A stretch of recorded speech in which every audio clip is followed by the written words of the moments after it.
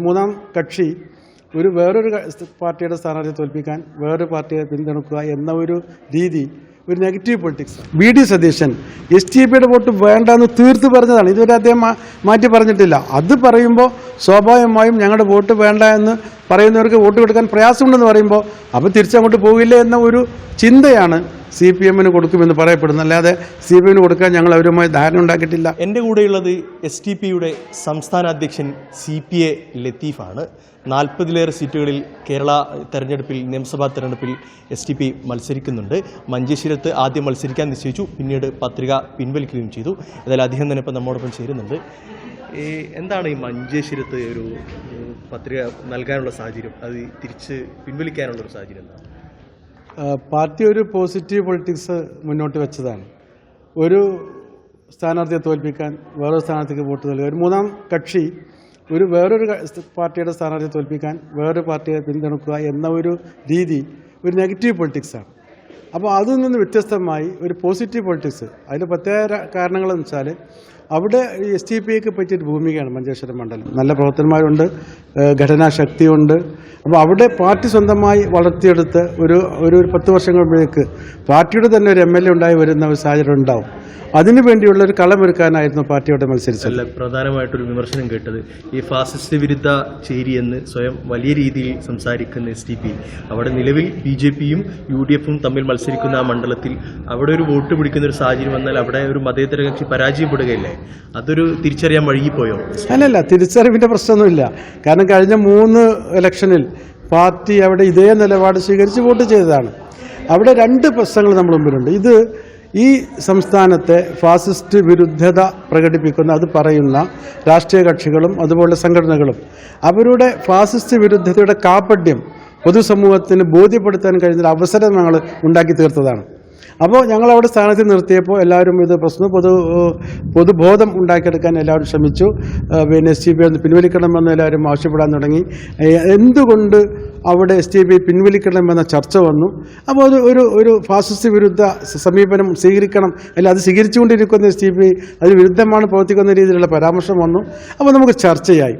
അപ്പോൾ ഞങ്ങൾക്കത് പറയാൻ കഴിഞ്ഞു. ഇതേ രീതിയിലുള്ള പിന്നെ അവസ്ഥ മഞ്ചേശ്വരം മാത്രമല്ല, നേമത്തുണ്ട്, അതുപോലെ തന്നെ പാലക്കാടുണ്ട്, തൃശ്ശൂരുണ്ട്, വിവിധ പിന്നെ അസംബ്ലി നിയോജക മണ്ഡലങ്ങളിൽ ഇതേ സാഹചര്യം നിലനിൽക്കുന്നുണ്ട്. കഴിഞ്ഞ ലോക്സഭാ തെരഞ്ഞെടുപ്പിനെ നമ്മൾ മുഖവിലേക്കെടുക്കുകയാണെങ്കിൽ ആ ലോക്സഭാ തെരഞ്ഞെടുപ്പിലെ 20 പാർലമെന്റ് സീറ്റിൽപ്പെട്ട 140 അസംബ്ലി മണ്ഡലങ്ങളിൽ 11 അസംബ്ലി മണ്ഡലങ്ങൾ BJP മുന്നിലാണ്, ഒന്നാം സ്ഥാനത്താണ്. ഇത് നമുക്ക് ആ സ്റ്റാറ്റസ് നമുക്ക് തള്ളിക്കളയാൻ കഴിയില്ല. അപ്പോൾ അങ്ങനത്തെ ഒരു പശ്ചാത്തലത്തിൽ അത്തരം മണ്ഡലങ്ങളെക്കുറിച്ച് ചർച്ച ചെയ്യുന്നേ ഇല്ല. അവിടെ ആർക്കും സമീപിക്കും. ഇപ്പോൾ ഉദാഹരണം പറഞ്ഞാൽ BJP ഫാസിസ്റ്റ് വിരുദ്ധത CPM പറയുന്നുണ്ട്. അങ്ങനെയാണെങ്കിൽ എന്തുകൊണ്ട് അവർക്ക് അവിടെ പിന്നെ മഞ്ചേശ്വരത്ത് സ്ഥാനാർത്ഥിയെ നിർത്താതെ മാറി നിൽക്കാം?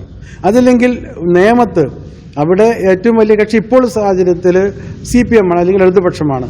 അടുത്ത് തന്നെ, വളരെ അടുത്ത് തന്നെ BJP ഉണ്ട്. ഈ BJPയെ വരാതിരിക്കുന്നതിന് വേണ്ടി, അല്ലെങ്കിൽ അവരൊരിക്കലും മുന്നോട്ട് വരാതിരിക്കുന്നതിന് വേണ്ടി കോൺഗ്രസ് അല്ലെങ്കിൽ UDFന് വേണമെങ്കിൽ അവിടെ മാറി നിൽക്കാം. ഇങ്ങനെ ഒരു മാറ്റം മറ്റുള്ള പാർട്ടികൾക്കും ഫാസിസ്റ്റ് കക്ഷികളെ ഈ കേരള നിയമസഭയിലേക്ക് വരാതിരിക്കാനുള്ള നിലപാടുമായി മുന്നോട്ട് വരണമെന്ന് 2 മാസം മുമ്പ് ഞങ്ങൾ പറഞ്ഞതാണ്. ഒരു മുന്നണിയും അത് വന്നിട്ടില്ല. ഒറ്റ കാര്യം പറഞ്ഞിട്ട് ഈ മുന്നണി വന്നില്ല. അപ്പോൾ ഇവരുടെയൊക്കെ കാപട്യത വെളിപ്പെടുത്തുക എന്നതായിരുന്നു ഞങ്ങളുടെ നോമിനേഷൻ കൊടുക്കുന്നതിലൂടെ പ്രധാനമായി ലക്ഷ്യമിട്ടത്. ഈ മഞ്ചേശ്വരത്ത് നിങ്ങൾ ചിഹ്നമായി കണ്ട കത്രിക മറ്റൊരാൾക്ക് കിട്ടിയത് അതിലെന്തെങ്കിലും? അതിലൊന്നുമില്ല. ഞങ്ങളെ ചിഹ്നം എന്നില്ല. കത്രിക ഒരു സ്വതന്ത്ര ചിഹ്നമാണ്. സ്വതന്ത്ര ചിഹ്നങ്ങൾ രജിസ്റ്റേർഡ് പൊളിറ്റിക്കൽ പാർട്ടികൾക്ക് അതിൽ പ്രയോറിറ്റി കിട്ടും. അതുകൊണ്ട് ആ പ്രയോറിറ്റി കിട്ടിയതിനപ്പുറത്തേക്ക് ഞങ്ങളില്ലെങ്കിൽ വേറെ ആളുകൾക്ക് കൊടുക്കും. ഞങ്ങളുടെ ഒരു ചിഹ്നമായിട്ട് ഇലക്ഷൻ കമ്മീഷൻ കത്രിക അനുവദിച്ച് തന്നിട്ടില്ല. കഴിഞ്ഞ ലോക്കൽ ബോഡി ഇലക്ഷനിൽ ഞങ്ങൾക്ക് പിന്നെ സ്വന്തമായി ചിഹ്നം അനുവദിച്ചു തന്നിരുന്നു. പക്ഷേ നിയമസഭാ തെരഞ്ഞെടുപ്പിൽ അങ്ങനെ ഒരു ചിഹ്നം ഞങ്ങൾക്ക് അനുവദിച്ചു തന്നില്ല. കഴിഞ്ഞ വർഷം കർണാടക കിട്ടിയിരുന്നു. അത് STPയുടെ ചിഹ്നമായിട്ട് തന്നെയായിരുന്നു ലോക്സഭാ ഇലക്ഷനിൽ നമ്മൾ പിന്നെ ഇലക്ഷൻ കമ്മീഷൻ ഔദ്യോഗികമായി അനുവദിച്ചത്. പക്ഷേ ഇപ്രാവശ്യം അങ്ങനെ ചിഹ്നം കിട്ടിയിട്ടില്ല. കത്രിക ഞങ്ങൾ രജിസ്റ്റേർഡ് പൊളിറ്റിക്കൽ പാർട്ടികളിൽ പ്രാമുഖ്യം കിട്ടുമ്പോൾ ഞങ്ങൾക്ക് കിട്ടും, അത്രയേ ഉള്ളൂ. വേറെ സ്വതന്ത്ര സ്ഥാനത്ത് ചെന്നാൽ അവർക്ക് കൊടുക്കും. മറ്റൊരു പ്രധാനപ്പെട്ട കാര്യം, ഈ CPM STP ഒരു ഡീൽ ആരോപണമുണ്ട്. അങ്ങനെ എന്താണ് ആ ഒരു സാഹചര്യം? നിലവിൽ LDFന് പിന്തുണയ്ക്കാനാണോ STPയുടെ തീരുമാനം? STPI CPMനെ പിന്തുണക്കാൻ എവിടെയും തീരുമാനിച്ചിട്ടില്ല. അങ്ങനെ ഒരു തീരുമാനം ഇതുവരെ എടുത്തിട്ടില്ല. പിന്നെ ഞങ്ങളിങ്ങനെ ഞങ്ങളെ വോട്ട് വേണ്ട എന്ന് പറയുന്നവർക്ക് വോട്ട് കൊടുക്കില്ല എന്ന് പറയുമ്പോൾ ഒരു ധാരണ വരും. കാരണം എന്താണെന്ന് വെച്ചാൽ പിന്നെ കോൺഗ്രസിൻ്റെ പ്രതിപക്ഷ നേതാവ് അല്ലെങ്കിൽ കേരളത്തിൻ്റെ പ്രതിപക്ഷ നേതാവ് കോൺഗ്രസ് നേതാവ് വി.ഡി. സതീശൻ STPയുടെ വോട്ട് വേണ്ട എന്ന് തീർത്ത് പറഞ്ഞതാണ്. ഇതുവരെ അദ്ദേഹം മാറ്റി പറഞ്ഞിട്ടില്ല. അത് പറയുമ്പോൾ സ്വാഭാവികമായും ഞങ്ങളുടെ വോട്ട് വേണ്ട എന്ന് പറയുന്നവർക്ക് വോട്ട് കൊടുക്കാൻ പ്രയാസമുണ്ടെന്ന് പറയുമ്പോൾ അപ്പോൾ തിരിച്ചങ്ങോട്ട് പോകില്ലേ എന്ന ഒരു ചിന്തയാണ് CPMന് കൊടുക്കുമെന്ന് പറയപ്പെടുന്നത്. അല്ലാതെ CPMന് കൊടുക്കാൻ ഞങ്ങൾ അവരുമായി ധാരണ ഉണ്ടാക്കിയിട്ടില്ല, ഒരു ചർച്ച നടന്നിട്ടില്ല. ഞങ്ങൾക്ക് വേണമെങ്കിൽ കഴിഞ്ഞ പ്രാവശ്യം ലോക്സഭാ തെരഞ്ഞെടുപ്പിൽ ഞങ്ങൾ UDFന് പിന്തുണക്കാൻ തീരുമാനിച്ചു. അത് പരസ്യമായി പ്രഖ്യാപിച്ചില്ലേ UDFനുള്ള പിന്തുണ എന്ന്. ഞങ്ങൾക്ക് പറയാമല്ലോ അങ്ങനെ വേണമെങ്കിൽ. അത് ഉണ്ടാക്കിയിരുന്നെങ്കിൽ പറയാം. ഉണ്ടാക്കിയിട്ടില്ല. ഈ CPMുമായി ഒരു ധാരണയും ഇതുവരെ ഞങ്ങൾ ഉണ്ടാക്കി വെച്ചിട്ടില്ല. ധാരണയില്ലെങ്കിലും LDFന് പിന്തുണക്കാൻ തന്നെയാണ് ഇപ്പോൾ ഒരു അല്ല, അങ്ങനെ തീരുമാനിച്ചിട്ടില്ല. അതിനിയല്ല, ഞങ്ങൾ മത്സരിക്കാത്ത 95-ലധികം മണ്ഡലങ്ങളുണ്ട്. ആ മണ്ഡലങ്ങളിലെ പ്രവർത്തകന്മാരുടെ അഭിപ്രായം തേടും. ഒരു പാർട്ടി എന്ന നിലക്ക് നമ്മുടെ പ്രവർത്തകന്മാരുടെ അഭിപ്രായം തേടിയിട്ട് മാത്രമേ നമുക്ക് ഒരു തീരുമാനമെടുക്കാൻ കഴിയുള്ളൂ. മറ്റൊരു സാധനം, ഈ മങ്കടയിൽ LDF അവിടെ മത്സരിക്കാതെ ഈ LDFന് പിന്തുണക്കാനാണ് താങ്കൾ STP ഇല്ല, അതും ഇല്ല, തീരുമാനിച്ചിട്ടില്ലല്ലോ.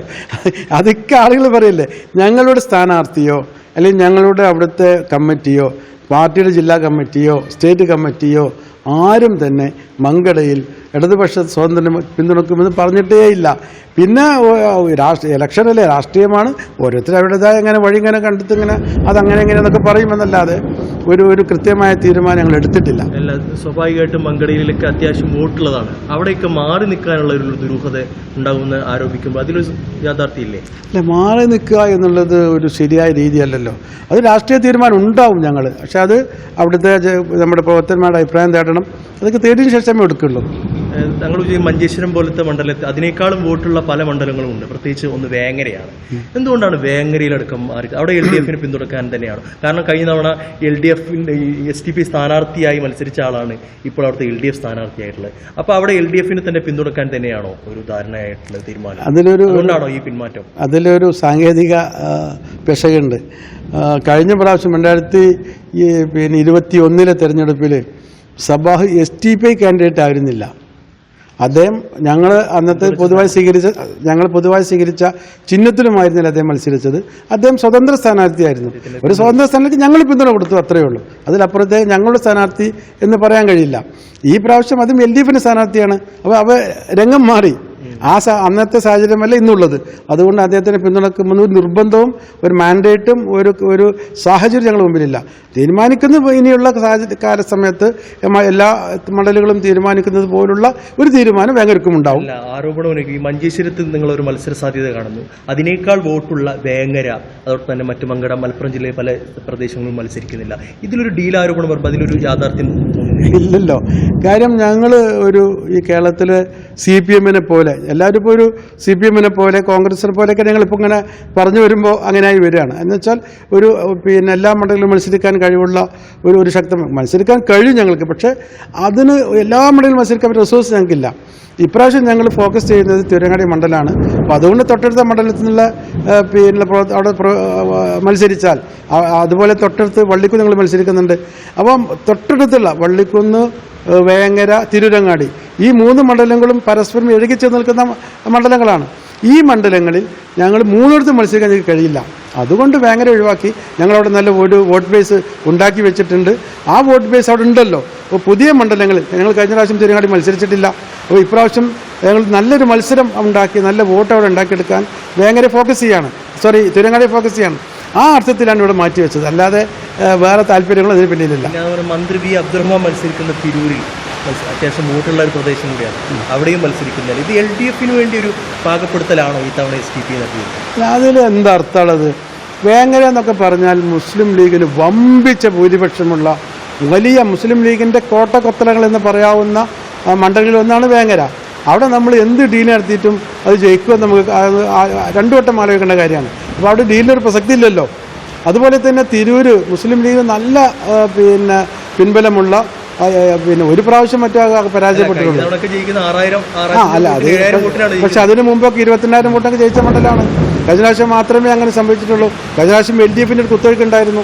ഇപ്രാവശ്യം അങ്ങനെ സാധനം ഉണ്ടാകാൻ ആരും പ്രതീക്ഷിക്കുന്നില്ലല്ലോ. അപ്പോൾ അതൊന്നും അങ്ങനെയുള്ള മണ്ഡലമൊന്നും അല്ല. അതുകൊണ്ട് ഞാൻ പറഞ്ഞല്ലോ, ഞങ്ങൾ അപ്പുറത്ത് തിരൂർ ഞങ്ങൾ മത്സരിച്ചാൽ ഞങ്ങളുടെ പ്രശ്നം, ഞങ്ങൾ പൊന്നാനിയും ഞങ്ങൾ തവനൂരും മത്സരിക്കുന്നുണ്ട്. അപ്പോൾ ആ മണ്ഡലങ്ങളൊന്ന് ഫോക്കസ് ചെയ്യണമെങ്കിൽ ഈ മണ്ഡലം കൂടി മത്സരിച്ചാൽ ശരിയാവില്ല. അപ്പം പുതിയ മണ്ഡലങ്ങളിൽ ഞങ്ങൾ ആധിപത്യം ഉണ്ടാക്കിയെടുക്കാൻ, ഞങ്ങളുടെ വോട്ട് ബേസ് ഉണ്ടാക്കിയെടുക്കാൻ ശ്രമത്തിൻ്റെ ഭാഗമാണ് തൊട്ടടുത്ത 3-4 മണ്ഡലം ഒന്നിച്ച് മത്സരിക്കാനുള്ള കപ്പാസിറ്റി ഇല്ലാത്തത് കൊണ്ടാണ് അവിടങ്ങൾ ഫോക്കസ് ചെയ്ത് ഇനി അടുത്ത പ്രാവശ്യം മാറി മത്സരിക്കുക, അത്രയേ ഉള്ളൂ. അപ്പോൾ പ്രധാനമായി ഇപ്പോൾ നിലവിലെ സാഹചര്യത്തിൽ ആരാണ് SDP ആഗ്രഹിക്കുന്നത്, ആരാണ് ഭരണത്തിൽ വരേണ്ടതെന്നാണ് SDP ആഗ്രഹിക്കുന്നത്?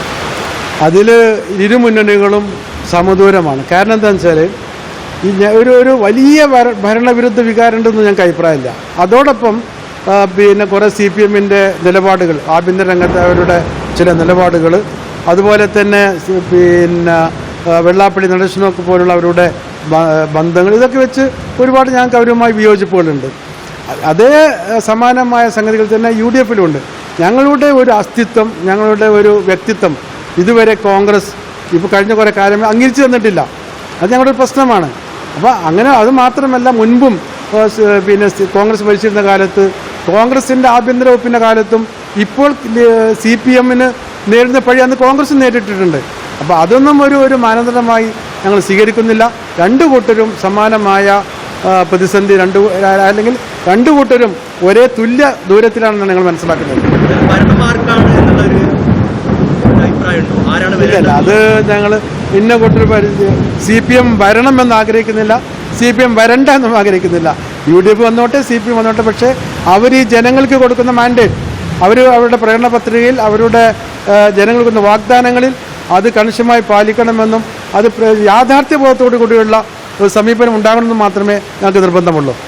ഇത് തന്നെയാണ് അദ്ദേഹം വ്യക്തമാക്കുന്നത്. പ്രധാനമായി ആർക്കാണ് പിന്തുണ എന്നതിൽ ഇപ്പോൾ തീരുമാനമെടുത്തിട്ടില്ല എന്നാണ് അദ്ദേഹം വ്യക്തമാക്കുന്നത്. പല സ്ഥാനാർത്ഥികളും പലയിടങ്ങളിലും പ്രാദേശികമായിട്ടുള്ള വിലയിരുത്തിയായിരിക്കും തീരുമാനം എന്നുകൂടി അദ്ദേഹം വ്യക്തമാക്കുന്നു. ജിത്തു വട്ടത്തിനൊപ്പം യൂനുസ് അഹമ്മദ്, മീഡിയ 1 തിരൂർ.